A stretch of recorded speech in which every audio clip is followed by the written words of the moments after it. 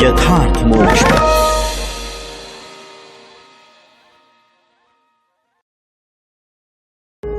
यथार्थ मोक्ष प्रस्तुत कर रहा है अतुल्य संपूर्ण महाभारत। श्री महाभारतम अर्जुनाभिगमन पर्व 30वां अध्याय।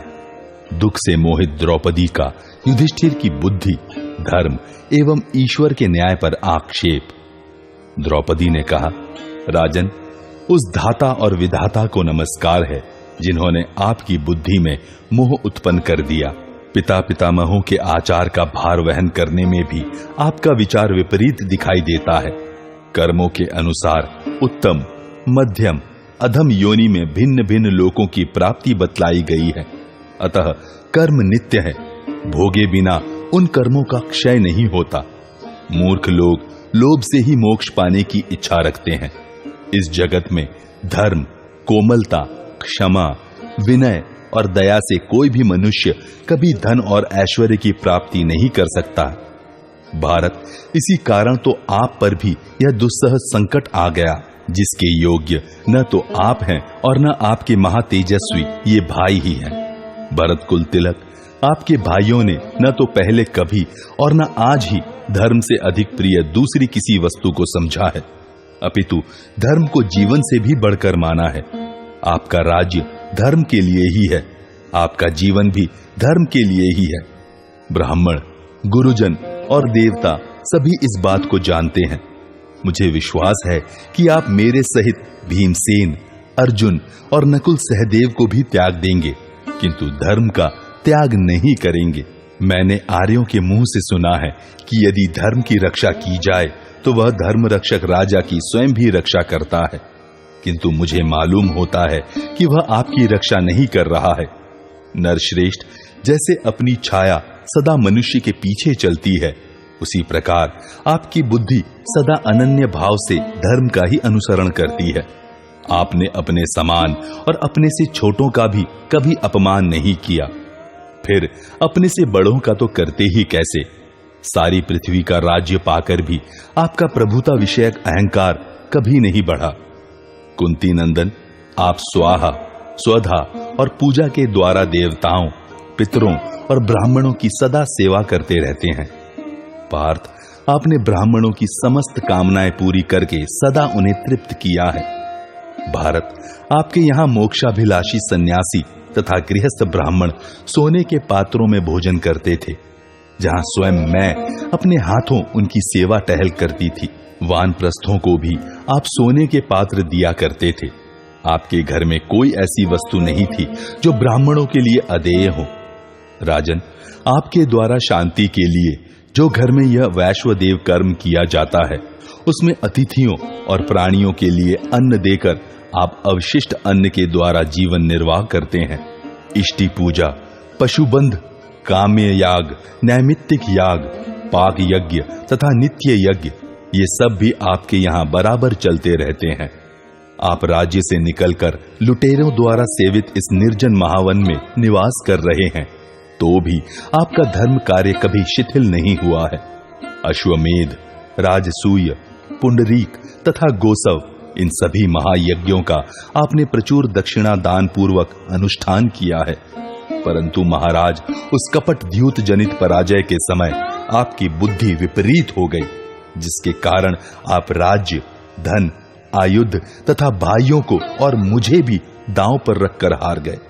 आप सरल, कोमल, उदार, लज्जाशील और सत्यवादी हैं। न जाने कैसे आपकी बुद्धि में जुआ खेलने का व्यसन आ गया। आपके इस दुख और भयंकर विपत्ति को विचार कर मुझे अत्यंत मोह प्राप्त हो रहा है और मेरा मन दुख से पीड़ित हो रहा है। इस विषय में लोग इस प्राचीन इतिहास का उदाहरण देते हैं, जिसमें यह कहा गया है कि सब लोग ईश्वर के वश में हैं, कोई भी स्वाधीन नहीं है। विधाता ईश्वर ही सबके पूर्व कर्मों के अनुसार प्राणियों के लिए सुख दुख, प्रिय अप्रिय की व्यवस्था करते हैं। नरवीर नरेश जैसे कठपुतली सूत्रधार से प्रेरित हो अपने अंगों का संचालन करती है, उसी प्रकार यह सारी प्रजा ईश्वर की प्रेरणा से अपने हस्तपाद आदि अंगों द्वारा विविध चेष्टाएं करती हैं। भारत ईश्वर आकाश के समान संपूर्ण प्राणियों में व्याप्त होकर उनके कर्मानुसार सुख दुख का विधान करते हैं। जीव स्वतंत्र नहीं है, वह डोरे में बंधे हुए पक्षी की भांति कर्म के बंधन में बंधा होने से परतंत्र है। वह ईश्वर के ही वश में होता है, उसका न दूसरों पर वश चलता है न अपने ऊपर। सूत में पिरोई हुई मणि, नाक में नथे हुए बैल और किनारे से टूटकर धारा के बीच में गिरे हुए वृक्ष की भांति यह जीव सदा ईश्वर के आदेश का ही अनुसरण करता है, क्योंकि वह उसी से व्याप्त और उसी के अधीन है। यह मनुष्य स्वाधीन होकर समय को नहीं बिताता। यह जीव अज्ञानी तथा अपने सुख दुख के विधान में भी असमर्थ है। यह ईश्वर से प्रेरित होकर ही स्वर्ग एवं नरक में जाता है। भारत जैसे क्षुद्र तिनके बलवान वायु के वश में हो उड़ते फिरते हैं, उसी प्रकार समस्त प्राणी ईश्वर के अधीन हो आवागमन करते हैं। कोई श्रेष्ठ कर्म में लगा हुआ हो चाहे पाप कर्म में, ईश्वर सभी प्राणियों में व्याप्त होकर विचरते हैं, किंतु वे यही हैं, इस प्रकार उनका लक्ष्य नहीं होता। यह क्षेत्र संज्ञक शरीर ईश्वर का साधन मात्र है, जिसके द्वारा वे सर्वव्यापी परमेश्वर प्राणियों से स्वेच्छा प्रारब्ध रूप शुभाशुभ फल भुगताने वाले कर्मों का अनुष्ठान करवाते हैं। ईश्वर ने जिस प्रकार इस माया के प्रभाव का विस्तार किया है, उसे देखिए।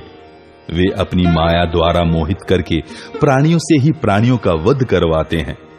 तत्वदर्शी मुनियों ने वस्तुओं के स्वरूप कुछ और प्रकार से देखे हैं, किंतु अज्ञानियों के सामने किसी और ही रूप में भासित होते हैं। जैसे आकाशचारी सूर्य की किरणें मरुभूमि में पड़कर जल के रूप में प्रतीत होने लगती हैं। लोग भिन्न भिन्न वस्तुओं को भिन्न भिन्न रूपों में मानते हैं, परंतु शक्तिशाली परमेश्वर उन्हें और ही रूप में बनाते और बिगाड़ते हैं। महाराज युधिष्ठिर जैसे अचेतन एवं चेष्टा रहित काठ, पत्थर और लोहे को मनुष्य काठ, पत्थर और लोहे से ही काट देता है, उसी प्रकार सबके प्रपितामह स्वयंभू भगवान श्री हरि माया की आड़ लेकर प्राणियों से ही प्राणियों का विनाश करते हैं। जैसे बालक खिलौनों से खेलता है, उसी प्रकार स्वेच्छानुसार कर्म भांति भांति की लीलाएं करने वाले शक्तिशाली भगवान सब प्राणियों के साथ उनका परस्पर संयोग वियोग कराते हुए लीला करते रहते हैं। राजन, मैं समझती हूँ ईश्वर समस्त प्राणियों के प्रति माता पिता के समान दया एवं स्नेह युक्त बर्ताव नहीं कर रहे हैं। वे तो दूसरे लोगों की भांति मानो रोष से ही व्यवहार कर रहे हैं, क्योंकि जो लोग श्रेष्ठ, शीलवान और संकोची हैं, वे तो जीविका के लिए कष्ट पा रहे हैं, किंतु जो अनार्य हैं वे सुख भोगते हैं। यह सब देखकर मेरी ये धारणा पुष्ट होती है और मैं चिंता से विह्वल सी हो रही हूँ। कुंती नंदन, आपकी इस आपत्ति को तथा दुर्योधन की समृद्धि को देखकर मैं उस विधाता की निंदा करती हूँ, जो विषम दृष्टि से देख रहा है, अर्थात सज्जन को दुख और दुर्जन को सुख देकर उचित विचार नहीं कर रहा है।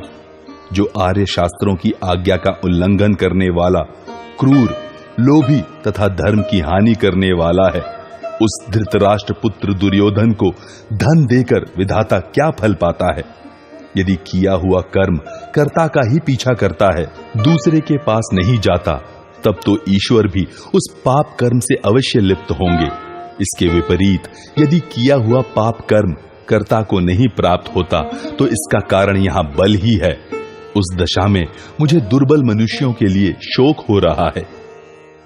इस प्रकार श्री महाभारत वन पर्व के अंतर्गत अर्जुनाभिगमन पर्व में द्रौपदी वाक्य विषयक 30वां अध्याय पूरा हुआ।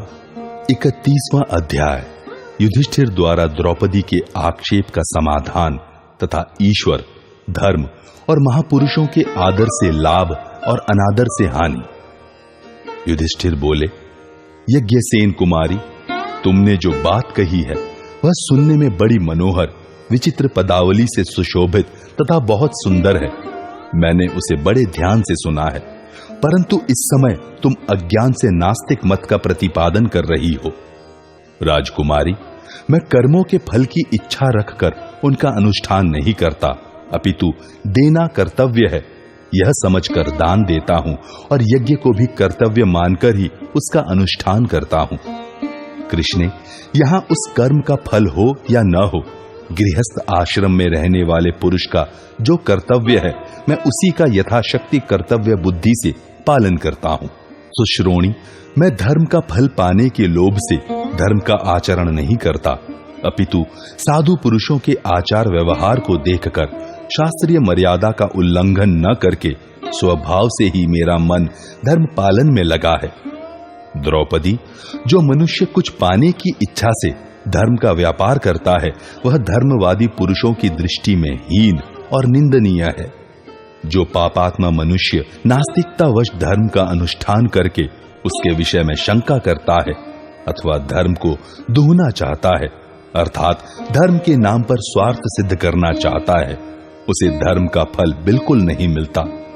मैं सारे प्रमाणों से ऊपर उठकर केवल शास्त्र के आधार पर यह जोर देकर कह रहा हूं कि तुम धर्म के विषय में शंका न करो, क्योंकि धर्म पर संदेह करने वाला मानव पशु पक्षियों की योनि में जन्म लेता है। जो धर्म के विषय में संदेह रखता है अथवा जो दुर्बलात्मा पुरुष वेदादि शास्त्रों पर अविश्वास करता है वह जरा मृत्यु रहित परम धाम से उसी प्रकार वंचित रहता है जैसे शूद्र वेदों के अध्ययन से। मनस्विनी, जो वेद का अध्ययन करने वाला धर्म परायण और कुलीन हो, उस राजऋषि की गणना धर्मात्मा पुरुषों को वृद्धों में करनी चाहिए। वह आयु में छोटा हो तो भी उसका वृद्ध पुरुषों के समान आदर करना चाहिए। जो मंद बुद्धि पुरुष शास्त्रों की मर्यादा का उल्लंघन करके धर्म के विषय में आशंका करता है वह शूद्रों और चोरों से भी बढ़कर पापी है। तुमने अमेय आत्मा महातपस्वी मार्कंडेय जी को, जो अभी यहां से गए हैं, प्रत्यक्ष देखा है। उन्हें धर्म पालन से ही चिरजीविता प्राप्त हुई है।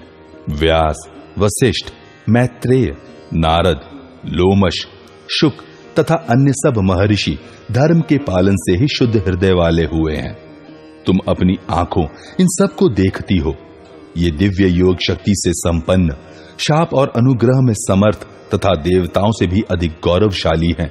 अनगे, ये अमरों के समान विख्यात तथा वेदगम्य विषय को भी प्रत्यक्ष देखने वाले महर्षि धर्म को ही सबसे प्रथम आचरण में लाने योग्य बताते हैं। अतः कल्याणमयी महारानी द्रौपदी, तुम्हें मूर्खता युक्त मन के द्वारा ईश्वर और धर्म पर आक्षेप एवं आशंका नहीं करनी चाहिए।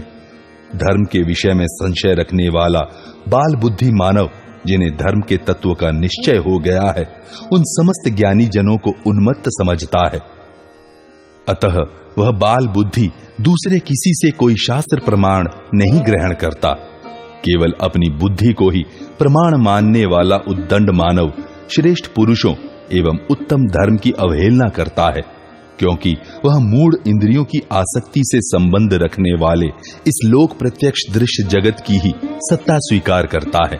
अप्रत्यक्ष वस्तु के विषय में उसकी बुद्धि मोह में पड़ जाती है। जो धर्म के प्रति संदेह करता है उसकी शुद्धि के लिए कोई प्रायश्चित नहीं है। वह धर्म विरोधी चिंतन करने वाला दीन पापात्मा पुरुष उत्तम लोकों को नहीं पाता, अर्थात अधोगति को प्राप्त होता है। जो मूर्ख प्रमाणों की ओर से मुंह मोड़ लेता है, वेद और शास्त्रों के सिद्धांत की निंदा करता है तथा काम एवं लोभ के अत्यंत परायण है, वह नरक में पड़ता है। कल्याणी, जो सदा धर्म के विषय में पूर्ण निश्चय रखने वाला है और सब प्रकार की आशंकाएं छोड़कर धर्म की ही शरण लेता है, वह परलोक में अक्षय अनंत सुख का भोगी होता है, अर्थात परमात्मा को प्राप्त हो जाता है। जो मूढ़ मानव आर्ष ग्रंथों के प्रमाण की अवहेलना करके समस्त शास्त्रों के विपरीत आचरण करते हुए धर्म का पालन नहीं करता, वह जन्म जन्मांतरों में भी कभी कल्याण का भागी नहीं होता। भाविनी, जिसकी दृष्टि में ऋषियों के वचन और शिष्ट पुरुषों के आचार प्रमाण भूत नहीं है, उसके लिए न यह लोक है और न परलोक। यह तत्ववेत्ता महापुरुषों का निश्चय है। कृष्ण ने सर्वज्ञ और सर्वदृष्टा महर्षियों द्वारा प्रतिपादित तथा शिष्ट पुरुषों द्वारा आचरित पुरातन धर्म पर शंका नहीं करनी चाहिए। द्रुपद कुमारी जैसे समुद्र के पार जाने की इच्छा वाले वणिक के लिए जहाज की आवश्यकता है, वैसे ही स्वर्ग में जाने वालों के लिए धर्माचरण ही जहाज है, दूसरा नहीं। साध्वी द्रौपदी, यदि धर्मपरायण पुरुषों द्वारा पालित धर्म निष्फल होता तो संपूर्ण जगत असीम अंधकार में निमग्न हो जाता। यदि धर्म निष्फल होता तो धर्मात्मा पुरुष मोक्ष नहीं पाते, कोई विद्या की प्राप्ति में नहीं लगते, कोई भी प्रयोजन सिद्धि के लिए प्रयत्न नहीं करते और सभी पशुओं का सा जीवन व्यतीत करते। यदि तप, ब्रह्मचर्य, यज्ञ, स्वाध्याय, दान और सरलता आदि धर्म निष्फल होते तो पहले जो श्रेष्ठ और श्रेष्ठतर पुरुष हुए हैं वे धर्म का आचरण नहीं करते। यदि धार्मिक क्रियाओं का कुछ फल नहीं होता, वे सब निरी ठग विद्या होती, तो ऋषि, देवता, गंधर्व, असुर तथा राक्षस प्रभावशाली होते हुए भी किस लिए आदर पूर्वक धर्म का आचरण करते। कृष्ण ने यहां धर्म का फल देने वाले ईश्वर अवश्य है, यह बात जानकर ही उन ऋषि आदिकों ने धर्म का आचरण किया है। धर्म ही सनातन श्रेय है। धर्म निष्फल नहीं होता, अधर्म भी अपना फल दिए बिना नहीं रहता। विद्या और तपस्या के भी फल देखे जाते हैं। कृष्ण, तुम अपने जन्म के प्रसिद्ध वृत्तांत को ही स्मरण करो। तुम्हारा प्रतापी भाई धृष्टद्युम्न जिस प्रकार उत्पन्न हुआ है यह भी तुम जानती हो। पवित्र मुस्कान वाली द्रौपदी, इतना ही दृष्टांत देना पर्याप्त है। धीर पुरुष कर्मों का फल पाता है और थोड़े से फल से भी संतुष्ट हो जाता है, परंतु बुद्धिहीन अज्ञानी मनुष्य बहुत पाकर भी संतुष्ट नहीं होते। उन्हें परलोक में धर्म जनित थोड़ा सा भी सुख नहीं मिलता। भामिनी, वेदोक्त पुण्य देने वाले सत्कर्मों और अनिष्टकारी पाप कर्मों का फलोदय तथा उत्पत्ति और प्रलय ये सब देवगुह्य हैं। इन देवगुह्य विषयों में साधारण लोग मोहित हो जाते हैं। जो इन सब को तात्विक रूप से नहीं जानता है वह सहस्त्रों कल्पों में भी कल्याण का भागी नहीं हो सकता। इन सब विषयों को देवता लोग गुप्त रखते हैं। देवताओं की माया भी गूढ़ है, जो आशा का परित्याग करके सात्विक हितकर एवं पवित्र आहार करने वाले हैं। तपस्या से जिनके सारे पाप दग्ध हो गए हैं तथा जो मानसिक प्रसन्नता से युक्त हैं, वे द्विज ही इन देवगुह्य विषयों को देख पाते हैं। धर्म का फल तुरंत दिखाई न दे तो इसके कारण धर्म एवं देवताओं पर आशंका नहीं करनी चाहिए। दोष दृष्टि न रखते हुए यत्न पूर्वक यज्ञ और दान करते रहना चाहिए। कर्मों का फल यहाँ अवश्य प्राप्त होता है, यह धर्मशास्त्र का विधान है। यह बात ब्रह्मा जी ने अपने पुत्रों से कही है, जिसे कश्यप ऋषि जानते हैं। इसलिए कृष्ण, सब कुछ सत्य है ऐसा निश्चय करके तुम्हारा धर्म विषयक संदेह कुहरे की भांति नष्ट हो जाना चाहिए। तुम अपने इस नास्तिकता पूर्ण विचार को त्याग दो और समस्त प्राणियों का भरण पोषण करने वाले ईश्वर पर आक्षेप बिल्कुल न करो। तुम शास्त्र और गुरुजनों के उपदेशानुसार ईश्वर को समझने की चेष्टा करो और उन्हीं को नमस्कार करो। आज जैसी तुम्हारी बुद्धि है वैसी नहीं रहनी चाहिए। कृष्ण, जिनके कृपा प्रसाद से उनके प्रति भक्ति भाव रखने वाला मरण धर्मा मनुष्य अमरत्व को प्राप्त हो जाता है, उन परम देव परमेश्वर की तुमको किसी प्रकार अवहेलना नहीं करनी चाहिए। इस प्रकार श्री महाभारत वन पर्व के अंतर्गत अर्जुनाभिगमन पर्व में युधिष्ठिर वाक्य विषयक 31वां अध्याय पूरा हुआ। 32वां अध्याय द्रौपदी का पुरुषार्थ को प्रधान मानकर पुरुषार्थ करने के लिए जोर देना। द्रौपदी बोली, कुंती नंदन, मैं धर्म की अवहेलना तथा निंदा किसी प्रकार नहीं कर सकती, फिर समस्त प्रजाओं का पालन करने वाले परमेश्वर की अवहेलना तो कर ही कैसे सकती हूं। भारत, आप ऐसा समझ लें कि मैं शोक से आर्त होकर प्रलाप कर रही हूं। मैं इतने से ही चुप नहीं रहूंगी और भी विलाप करूंगी। आप प्रसन्नचित होकर मेरी बात सुनिए। शत्रुनाशन, ज्ञानी पुरुष को भी इस संसार में कर्म अवश्य करना चाहिए। पर्वत और वृक्ष आदि स्थावर भूत ही बिना कर्म किए जी सकते हैं, दूसरे लोग नहीं। महाराज युधिष्ठिर, गौओं के बछड़े भी माता का दूध पीते और छाया में जाकर विश्राम करते हैं। इस प्रकार सभी जीव कर्म करके ही जीवन निर्वाह करते हैं। भरत श्रेष्ठ, जंगम जीवों में विशेष रूप से मनुष्य कर्म के द्वारा ही इहलोक और परलोक में जीविका प्राप्त करना चाहते हैं। भारत, सभी प्राणी अपने उत्थान को समझते हैं और कर्मों के प्रत्यक्ष फल का उपभोग करते हैं, जिसका साक्षी सारा जगत है। यह जल के समीप जो बगुला बैठकर मछली के लिए ध्यान लगा रहा है, उसी के समान ये सभी प्राणी अपने उद्योग का आश्रय लेकर जीवन धारण करते हैं। धाता और विधाता भी सदा सृष्टि पालन के उद्योग में लगे रहते हैं। कर्म न करने वाले प्राणियों की कोई जीविका भी सिद्ध नहीं होती। अतः प्रारब्ध का भरोसा करके कभी कर्म का परित्याग न करें, सदा कर्म का ही आश्रय लें। अतः आप अपना कर्म करें, उसमें ग्लानि न करें, कर्म का कवच पहने रहें। जो कर्म करना अच्छी तरह जानता है, ऐसा मनुष्य हजारों में एक भी है या नहीं, यह बताना कठिन है। धन की वृद्धि और रक्षा के लिए भी कर्म की आवश्यकता है।